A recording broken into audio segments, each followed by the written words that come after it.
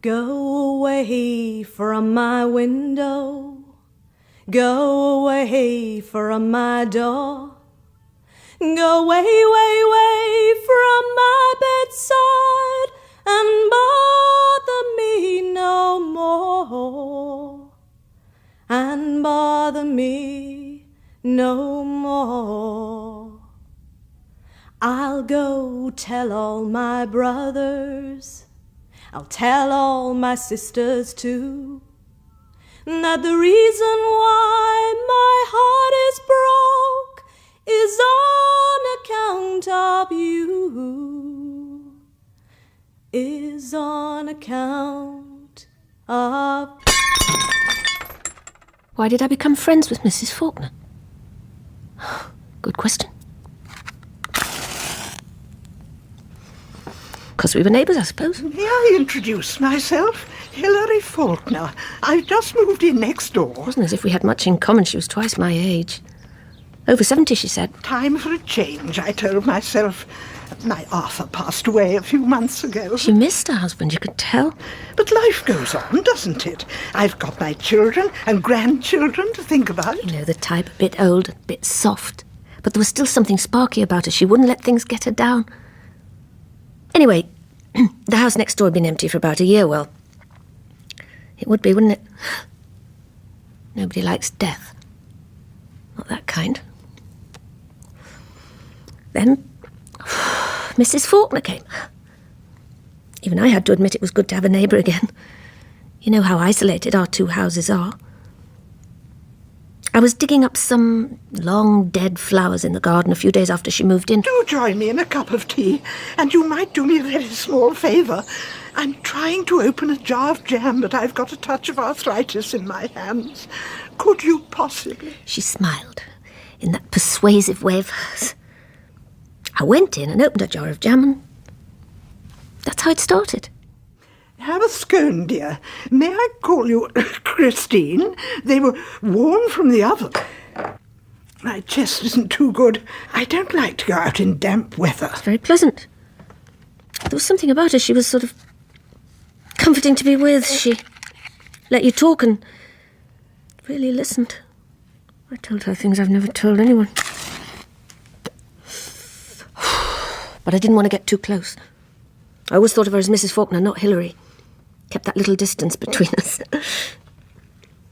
All the same, I think you could say we were friends. She wasn't always putting herself forward, trying to impress you, not like some people.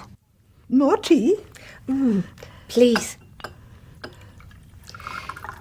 You've made the house very nice. It was very nice when I moved in. Just a bit neglected round the edges from standing empty so long. I can't understand why such an attractive house didn't sell straight away. They didn't tell you? The estate agent explained about the isolated position. He did warn me, but I fell in love with it. I had to have it. It's very large for... Just for me, you mean? Oh, I chose this town to be equidistant from all my children. I've got 3, you know, and 7 grandchildren. Yes, so I need a big house.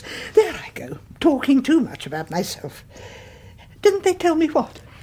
It's nothing, really. Oh, come on, Christine. You've roused my curiosity now. Perhaps I shouldn't say. Well, is there something wrong with the house? No, nothing at all. Is it haunted? Oh, I'm not afraid of ghosts. There are no ghosts. What then? Someone died. Here? Not exactly.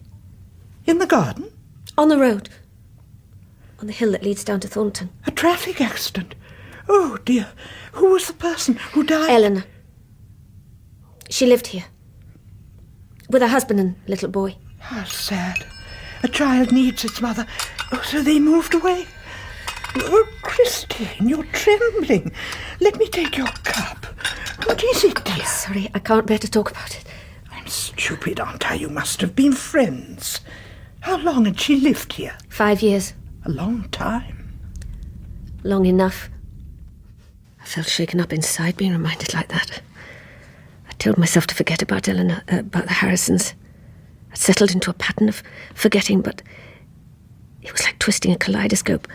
A new pattern emerged and I couldn't find the old one again. I thought, how would it be if I could talk about it? It wouldn't change anything, but it would be an end. A full stop. Christine, it's you. Come in. I just put the kettle on. How are you today? Legs are a bit stiff. I saw Bellman's van. I asked them to deliver my groceries. I haven't got round to unpacking them yet. I'll help you. You're a godsend. He was a nice enough young man, mind you. Very chatty. Cornflakes in here. Next to the sugar, dear. Do you know what he said? What? He said he wouldn't fancy living here. It's very quiet. Not everyone likes that. Then he asked me if I got nightmares. What about these biscuits? Rather an odd remark, don't you think? I'll put them on this shelf. They'll be easier for you to read. Why would I get nightmares, I wonder? I don't know. I've always slept very soundly. I'll put the washing up liquid by the sink. Christine, why was this house empty for so long? Not that again. Just as you like. The car crash. The one you told me about. Perhaps the young man was referring to that. Probably. It was in all the papers. It was an accident, wasn't it? I didn't say that. Arthur used to reckon I had only one weakness, my curiosity. You mean you're going to keep on at me until I tell you? I'm afraid it's a possibility. I did try to question the delivery man, but he was in a hurry. Ask anyone, he said. Everyone knows about the Harrison case around here. Then he drove off. I should take his advice then. I don't get out much now. There's only you I can ask, Christine.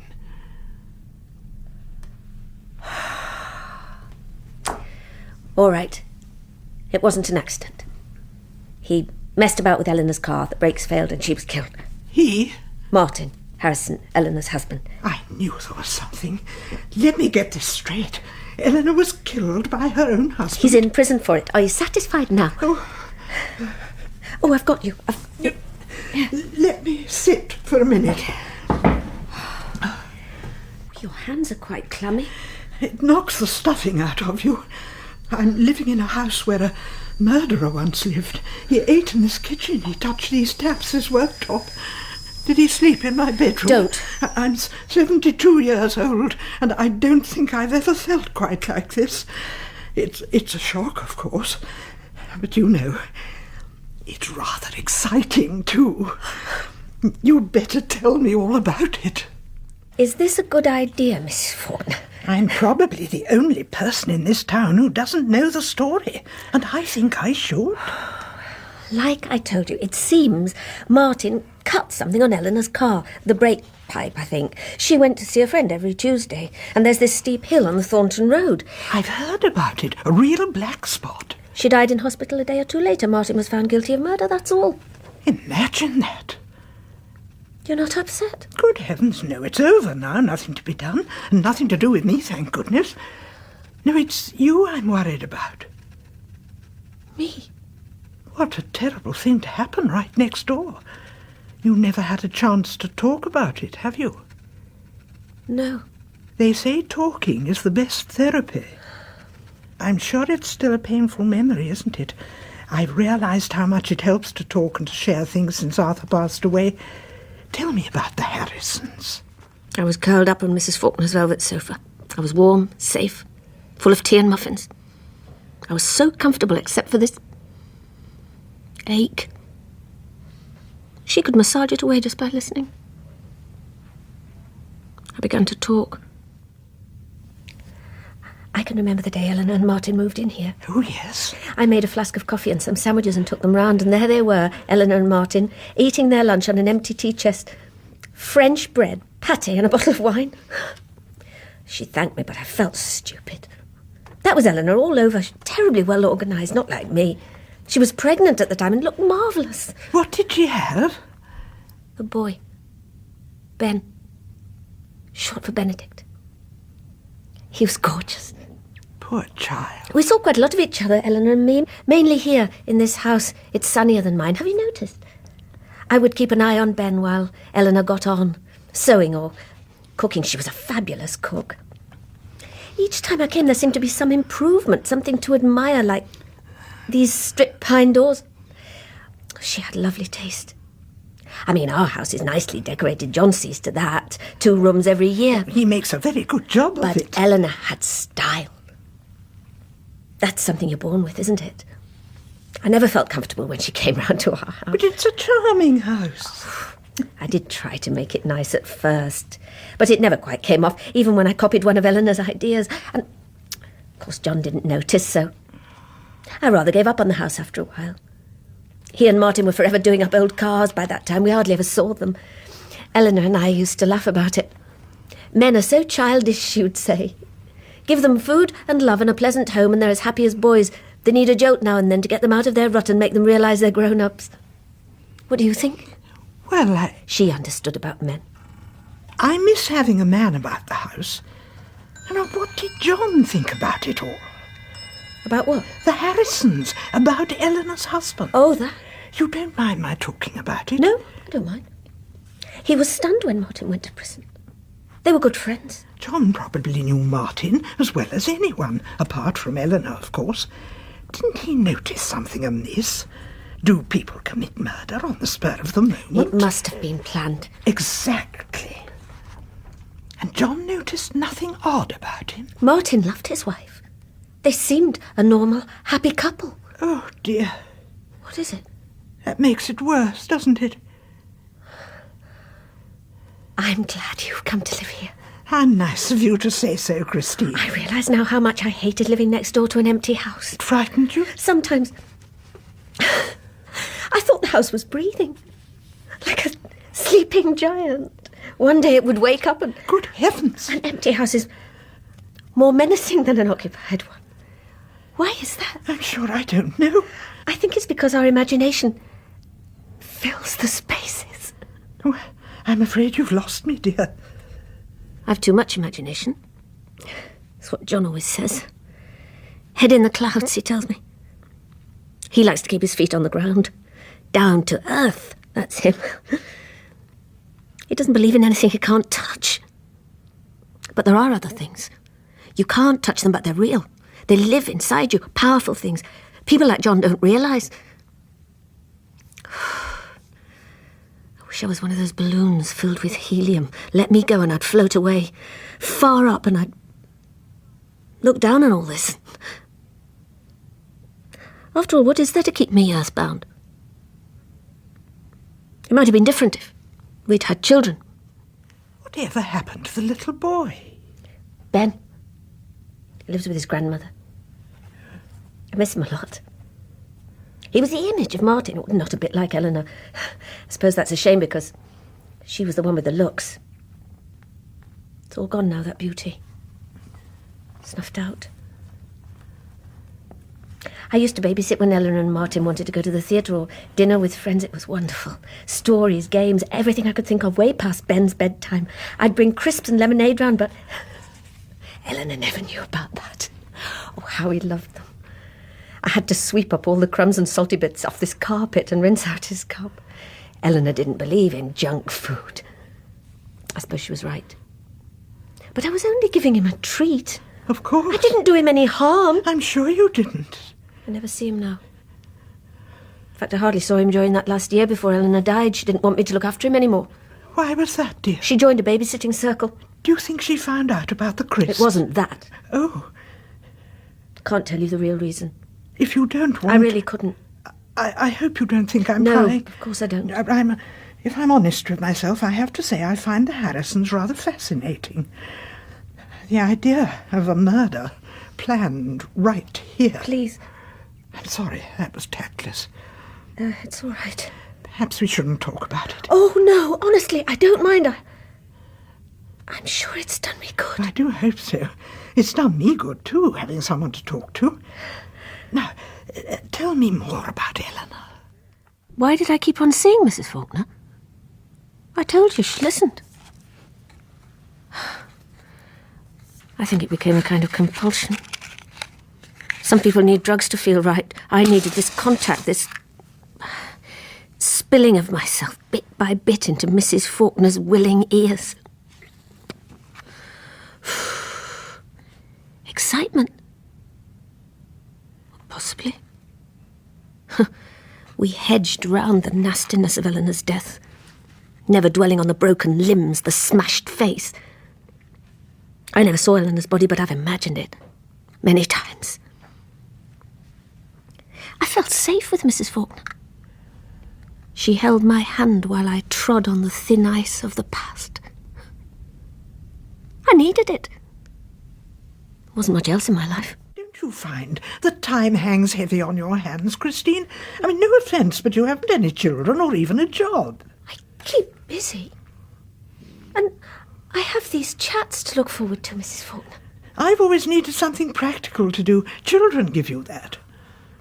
You don't understand. I wanted children. That's why we bought such a big house. I've had all the tests. There's nothing wrong. We were just unlucky. What a shame for you. Still, think of Eleanor. People must have thought she had all the luck. She seemed to have everything. And look what happened to her. She had everything.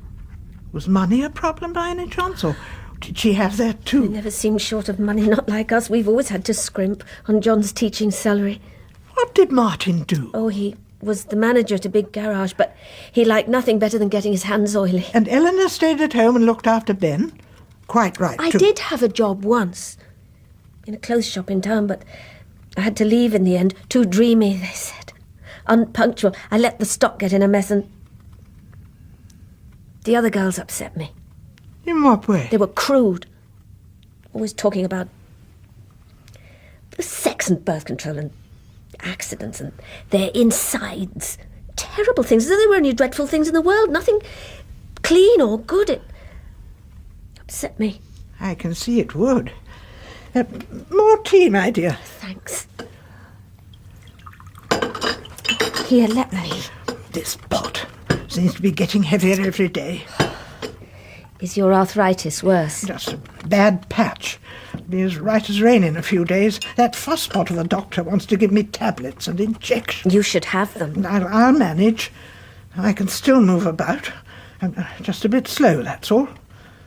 I hate to admit it, Christine, but I'm beginning to feel this house is too much for me. You're not thinking of moving? Well, I'm not sure. I would miss you. Well, don't you worry about me. Why don't you finish off the gatto? You're so pale and thin, Christine. We can't have you wasting away. Pale and thin. I would lie there thinking about Mrs. Faulkner, all oblivious on the other side of our bedroom wall, probably snoring gently. Eventually I'd drift away. There was a lot of red in my dreams. Fire. Blood. Does that mean something? You should know. I woke sweating, terrified I'd somehow infected her dreams. What do they call it? Telepathy. Isn't it? Is there such a thing? I half wanted her to share my terrors. It would make a kind of bond between us.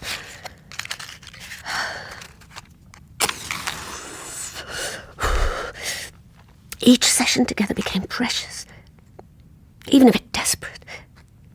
Would I be able to spill myself out before she went? Would she ever understand me? I felt if anybody could, it would be Mrs. Faulkner. I've had a letter from my daughter. Listen to this. She's going to have an extension built, she says. A sort of granny flat, but all on the ground floor to save my legs. Look, she's drawn a diagram. You're going then? I'll be near my grandchildren, but independent too. I insisted on that. How long? Oh, a few months yet. That nice Mr. Hargreaves from the estate agents is coming to value the house tomorrow. Don't look so worried, Christine. You'll soon have some new neighbours, a family perhaps, and someone you can be friends with, like you were with Eleanor. No. That reminds me. Bellman sent my groceries this morning. Do you know, that delivery boy is a font of knowledge. He told me. What? Martin Harrison is being moved to a different prison. Somewhere more lenient, he said. How gossip gets round in a small But town. shouldn't a man who murdered his wife be kept somewhere safe? What if he escaped? They must be sure he isn't a danger to anyone. Most murders are domestic, aren't they? Jealousy. What, dear? It was jealousy. It often is. I know it was. How can you be sure? It must have been. Was she meeting other men? I don't want to talk about it. I'm sorry. I must go. Lots to do. Busy, very busy. But your tea? I wanted to tell her, why couldn't I? She would understand how dreadful it had been. I went home, I sat on the floor of my kitchen and I spoke aloud, just as if Mrs. Faulkner was there.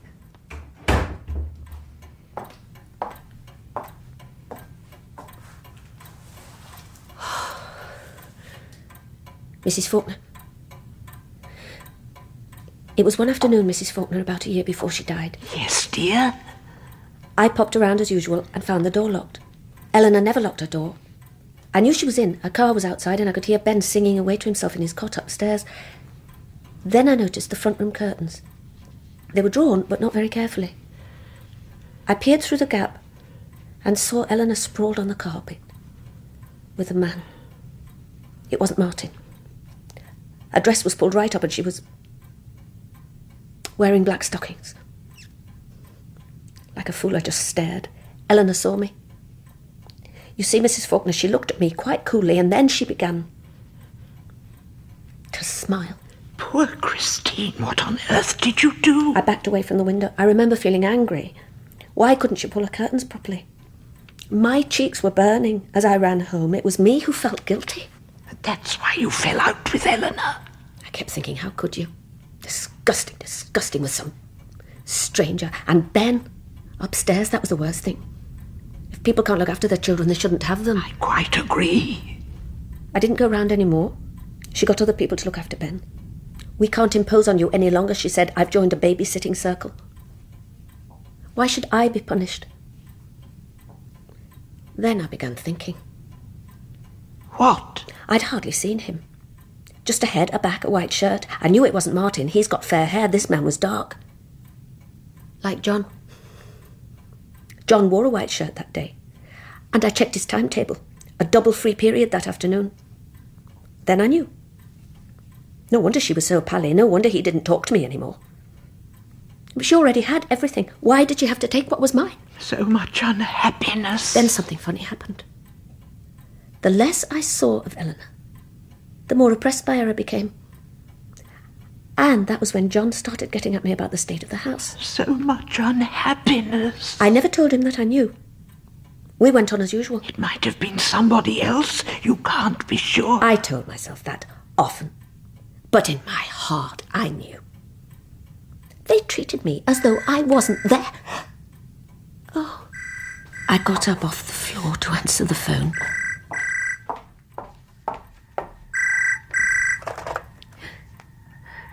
It's Hilary Faulkner, dear. But it... Are you all right? Yes. I was worried about you going off suddenly like that. I'm all right now. It was true. I felt calmer. I had more energy. I felt she understood me better. We were closer. I had to keep seeing her. To keep spilling out the truth in drops. Oh, dear. Let me cut the cake. Another bought one, I'm afraid. I can't bake any more with these silly stiff fingers of mine. From now on, I'll make something and bring it round. But you don't like cooking. I can be practical, you know, when I need to be. When there's a purpose in it. Well, that's a kind offer. If you're sure. Quite sure.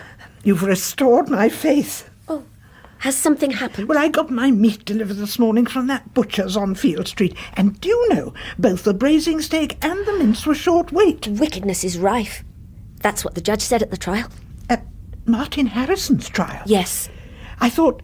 No, I won't ask. I don't want you getting upset again. I wasn't upset. All the same, I think we should avoid the subject. There's no need. You know it does me good to talk about it. Talking is the best therapy. That's what you said. I'm not sure. Well, if you don't want to know about it. The trial? Oh, of course I'd like to hear. I had no idea you were there. Didn't you find it awfully distressing? I had to go. I was a witness. No. It's true. My evidence was important. You could say it helped to convict Martin. I'm not sure I want to hear this after all. Now, you're not... I heard them arguing the night before it happened. It was a terrible row. They were shouting and screaming at each other. He must have found out about her. Found out what? About her men. She was shameless. Didn't I tell you about that? I thought I had. Of course I did. Last week, you remember? And the day after their row? He killed her. I had to tell the truth, didn't I? Of course. The worst part was before the trial. All the questions.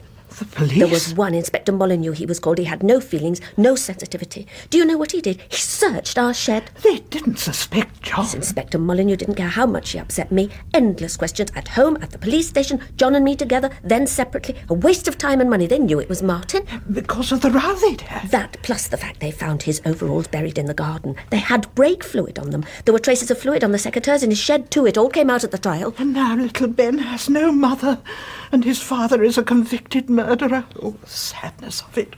It's terrible. Don't, Mrs. Faulkner. It's all over now. Here. Oh, thank you, dear. It's a sort of compulsion, isn't it? This desire to talk about dreadful things, like the girls in your shop. Perhaps we're just as bad. No, it's not the same. Surely it's not. Well, you've got it off your chest now. Quite honestly, Christine, I think the best thing is to put it behind you and start forgetting. Do you think so? No more talk of Eleanor Harrison. It finished. Agreed? All right. It's finished. No more talk of Eleanor. But I was nearly empty, just a few drops left. I went home feeling cheated. I wandered about aimlessly, wishing I was back in front of Mrs. Faulkner's electric fire, soaking up the waves of warmth, easing the ache. I remembered other lonely afternoons. I remembered being aware of Eleanor's presence beyond the wall. Sometimes her friends came and I could hear them laughing. But there had been a time when I was welcome, even to her dinner parties. They were relaxed, stylish affairs I couldn't hope to imitate. And afterwards John would ask, why couldn't I cook like Eleanor? Why didn't I tart myself up a bit like Eleanor did? Sometimes my head felt like it would burst when he went on at me like that. And then I found them sprawled on the floor together. I spoke aloud as though Mrs. Faulkner was sitting opposite me, nodding and smiling, encouraging me to go on. She had it all, you see, Mrs. Faulkner. Martin's love and little Ben. Her beauty and a smart home. So much unhappiness. But she wanted more. And she took it. Never mind my feelings. I had no existence in her eyes. I wasn't important. She took John. Are you sure you aren't imagining this? Then she took the child from me. I loved Ben. I know he loved me. Of course he did. It was your fault, Eleanor. You made me jealous. I thought you liked me. I thought we were friends, but you used me. You wanted John and our friendship counted for nothing. Perhaps it never had any meaning. Perhaps I was always the sounding board for your many perfections. When you stopped letting me play with Ben, I began to see you differently. She used you. You corrupted my friendship into envy. You were so smug, so prosperous. You sucked me dry. You fed on me like a leech. She sucked you dry. You were all substance, and I was a shadow. I caught sight of myself in a mirror. My face was drained of colour, drained of everything, except disgust. I just wanted to give you a jolt, make you feel a bit of pain. I didn't mean to kill you, Eleanor. With one blow, I smashed it. Fragments of silvered glass tumbled to the floor. You hated her that much? Hate? How could I hate Eleanor? Perfection is to be admired, not hated. But it had to go somewhere, all that feeling, blowing me up, weighing me down until I was a balloon filled with lead. I understand now. You understand, yes. Yes. She made me hate myself.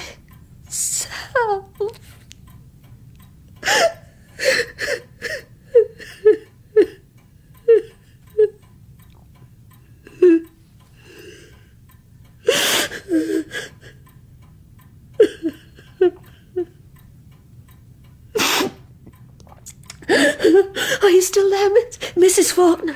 I'm here. Don't go.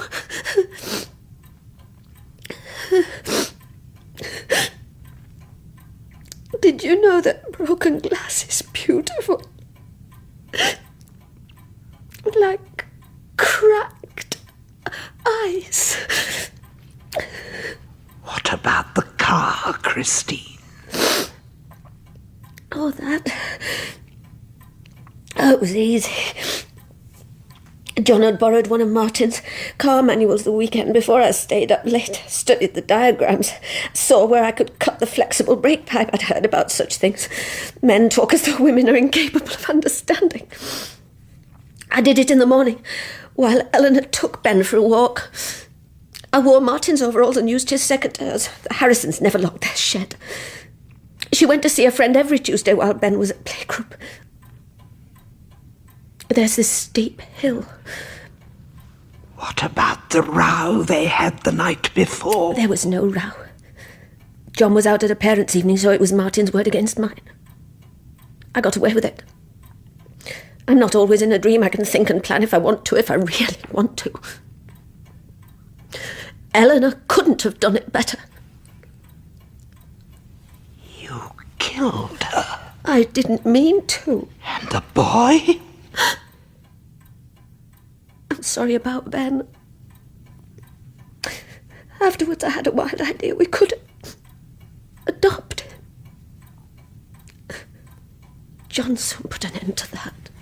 Does John know what you did? I doubt it. He hasn't the imagination. You're the only one who knows, Mrs. Faulkner. Inspector Molyneux, with his hard face and his endless questions, he couldn't get it out of me. You don't hate me.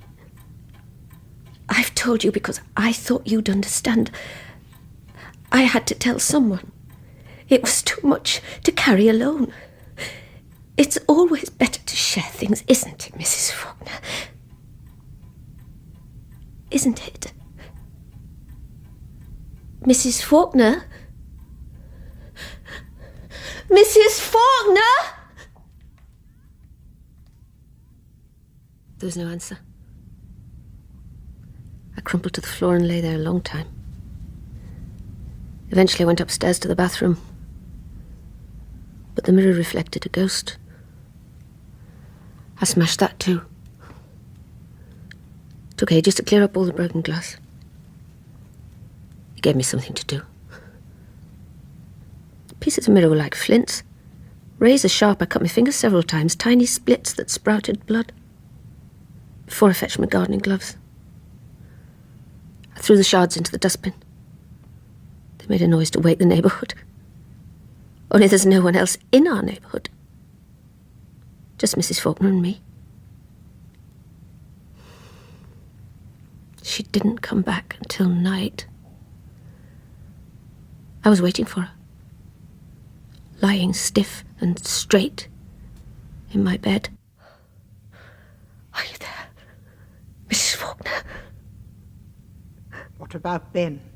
He's safe with his granny. Child needs its mother. I know. You killed her.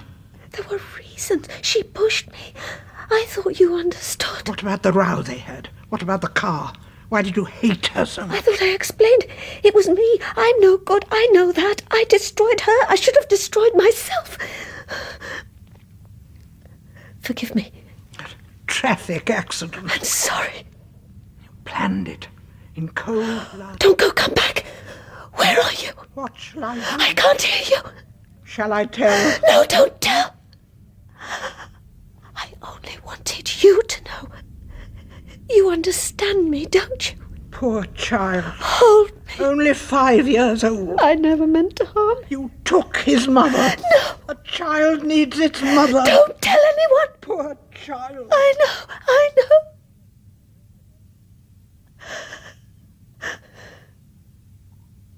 Mrs. Faulkner, speak to me.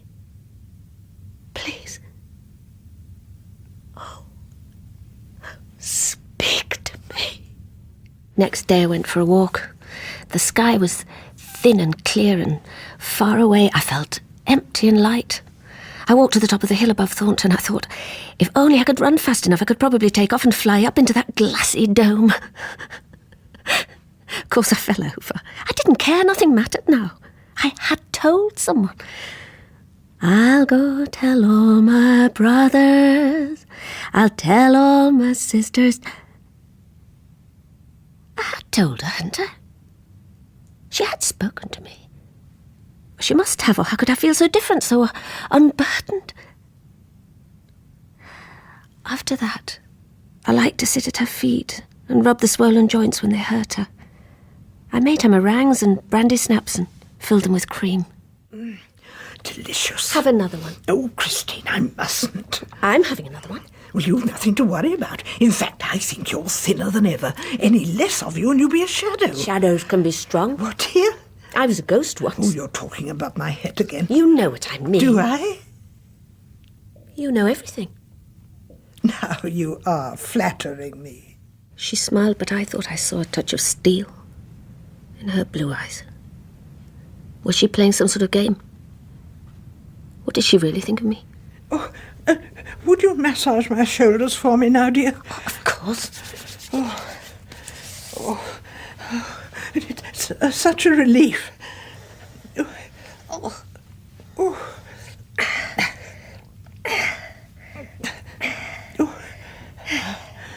More? Please. I massaged her pain away. Her body, despite its bulk, was quite frail. Under all that flesh, there was no strength in her. Oh, thank you. That's much better. Anything else? You made me sound like a hard taskmaster. Well, since you ask, a fresh pot of tea would be lovely. The more I did, the more she seemed to want. The blue eyes watched me, piercing my thoughts. There was a subtle balance of power between us. Then it tipped and I began to slide down.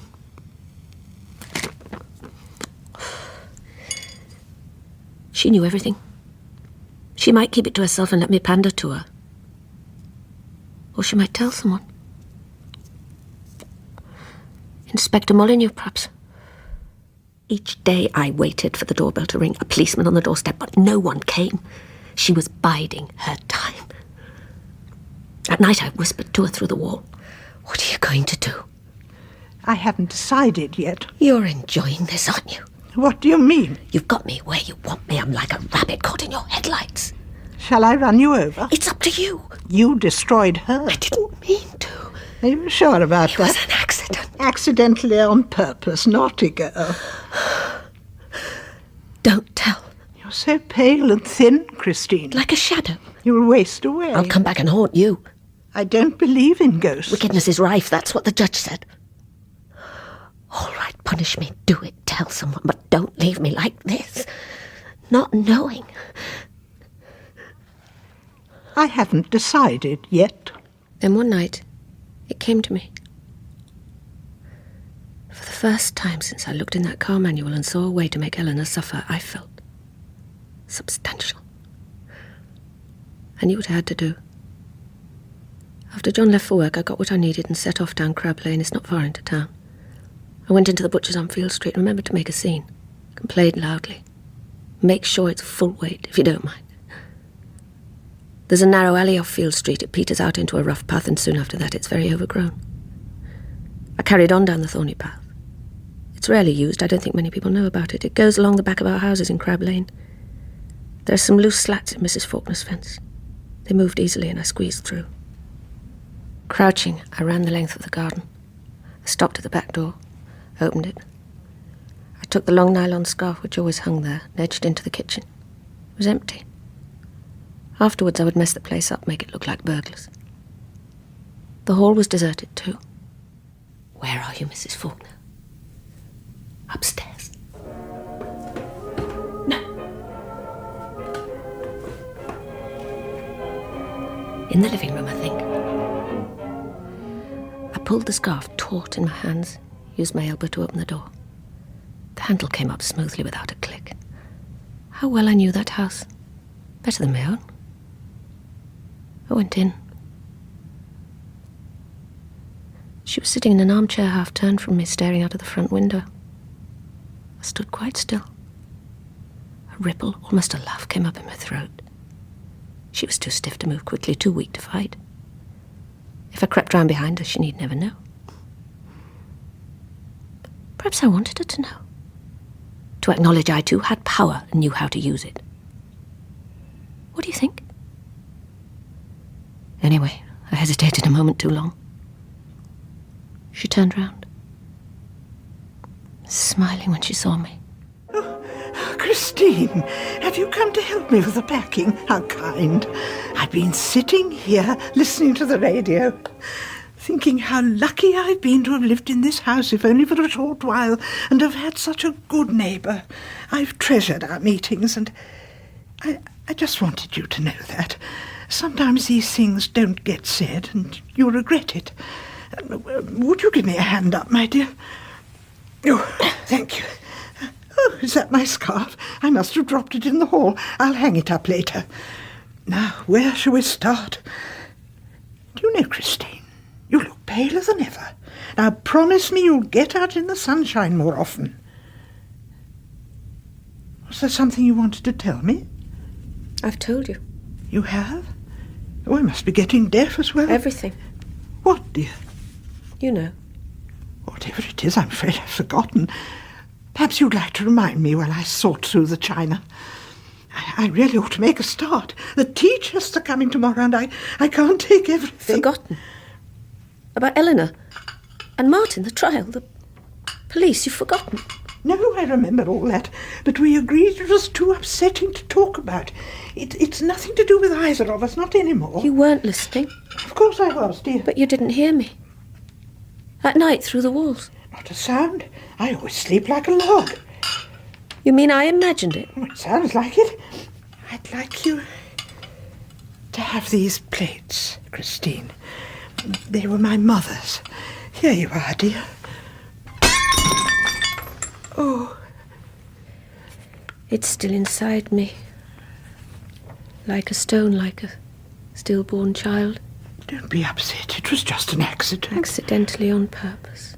But they were my mother's. Can't carry it any longer. It's too heavy. Sometimes I don't understand you, Christine. I went home and phoned the police. I like Mrs. Faulkner. Perhaps she was the only person I ever really liked. But that was the idea, wasn't it? Who planted her next door? Was it you? Or was it Inspector Molyneux? Yes. He knew all along, didn't he? Bother me no more. His mother, I suppose, of course she must have been. She must have been a Mrs. Molyneux before she married Arthur. She was a good listener, I'll give her that. Nearly as good as you, Doctor. I shall miss those cosy afternoons. But perhaps she never really liked me at all. Perhaps it was all an act. Another reason why my heart is broke is on account of you. Just wait, Mrs. Faulkner. Just wait till I get out of here. I'll go tell all my brothers, tell all my sisters too, that the reason why my heart is broke is on account of you, is on account of you.